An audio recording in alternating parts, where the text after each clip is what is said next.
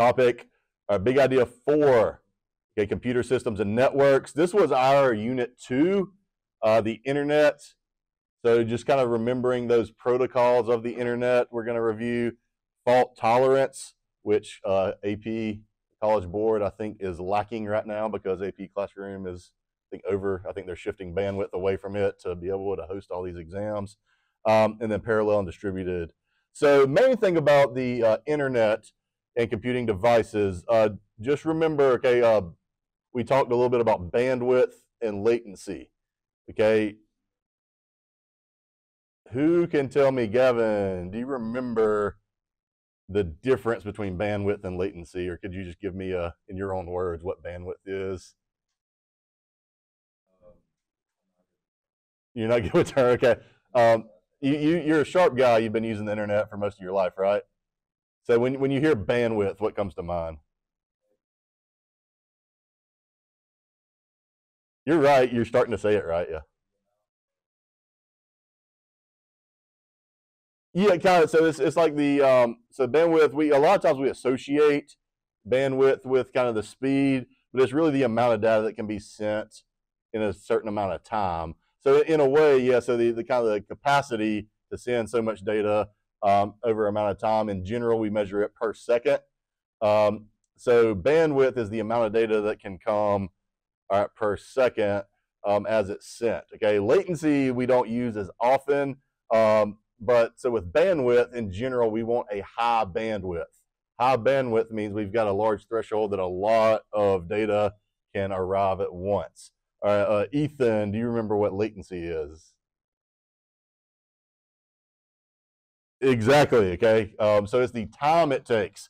So for example, if you go to a website and you're getting like 3 gigs of data, if it is coming all at once, that's where you're going to see that page load instantly. Everything is loaded. That means that you have good bandwidth. If it also loads instantly, that means you have good latency, okay? With bandwidth, we want high bandwidth. With latency, we want low latency. Another word for latency would be the kind of the lag time, okay? Just remember the different protocols. So the 2 that we often trip up on are the sending packets across the internet. So there is TCP and then UDP. It's not crucial you remember what those stand for, but TCP is Transmission Control Protocol, UDP is User Datagram. But one of them is used for your day-to-day web browsing, emails. One is used when time is the most important for like live streaming, online gaming. Alfonso, do you remember which one is used more for the like live streaming? UDP, yeah, UDP. So that the user datagram, that's where it's just focused on getting the data from sender to receiver as quickly as possible. So you have the IP address of the sender, the IP address of the receiver, and it's going. Okay, TCP is where if it's a hosted video like Netflix, unless you're watching a show live, if it's just you're just binge watching a show that's loaded to their server, you're going to be using TCP. That's where every packet is numbered, and the receiving device through that protocol is checking to make sure every packet has arrived. If a packet gets dropped, it requests the specific packet that was dropped to be sent again. It puts them all in order, and then everything is good to go. Okay, so just remember that. Okay. Also, just HTTP. That is the protocol used by the World Wide Web or the internet. That is how we upload and access web pages with requests. DNS. Remember, that's kind of like the contacts in your phone. That's how we are able to associate a name with a physical IP address. So if y'all remember, so for example, I see Gavin has his phone right now, and he may have, can you tell me Max Gray's phone number off the top of your head without looking at your phone? All right, Max, how does that make you feel? Okay, so could you call Max right now? All right, how would you do that? Okay, so you're really using technology.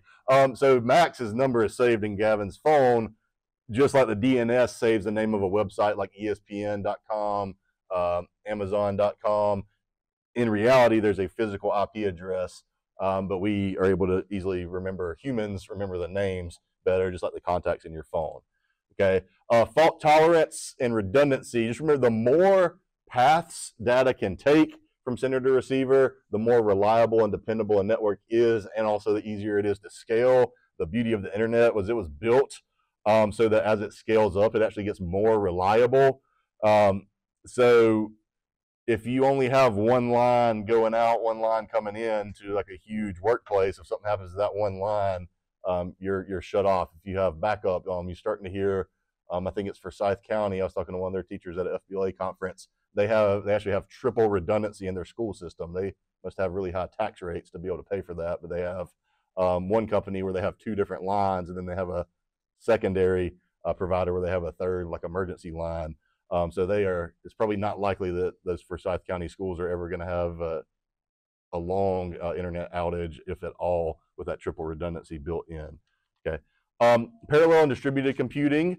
All right, just to hit it really quick, I'm going to go to the slides I made instead. So just remember, with parallel computing, that is where you are taking a task that may have multiple processes, and you are running it on different processors. Okay, so for example, okay, if you have a task that has 4 processes, process A, process B, process C, process D, that process has to run start to finish. But in general, when we talk about parallel computing, process D is not dependent on process A finishing before it can run. So when we say something is just going to run sequentially, that would be we just run all 4 processes. So in this example, process A is 20, B is 15, C is 30, D is 10. Overall, that's 75 seconds if we were to just run it sequentially. When we talk about running it in parallel, we are splitting it and running on 2 separate processors so we can run more than one process simultaneously. In general, you pair the longest with the shortest. So if we did that, we would pair the 30-second process with the 10-second. So if you look at it that way, you would pair process A, B together, process C, D together. All right, how long would it take to run in parallel in that scenario? Ryan, what you get? 40 seconds. So we just saved 35 seconds. All right, so to calculate the speed up, and you may or may not get a question about speed up, but what you do if you are asked speed up, you have to see what the amount of time it would take to run sequentially, and then how long would it take to run parallel. You divide the sequential time by the parallel time, and you get the speed up number. So in this case, it would be 1.875 would be the speed up, okay? So almost twice as fast to run it parallel versus, all right, sequentially, okay? Just remember, parallel computing is splitting a task up to run multiple processors simultaneously. Distributed computing is when you are splitting up a task across multiple devices. These are large projects like protein folding, where, dozens of, college supercomputers across the country are all contributing some memory, some processing power to the overall project. Generally, distributed computing is used when the amount of processing power and or the amount of memory needed to run a task is not possible on a single device. It is then split across, dozens or hundreds of devices. So it can take a little bit of memory, a little bit of processing from each computer, and the sum of all that is greater than running it on one device.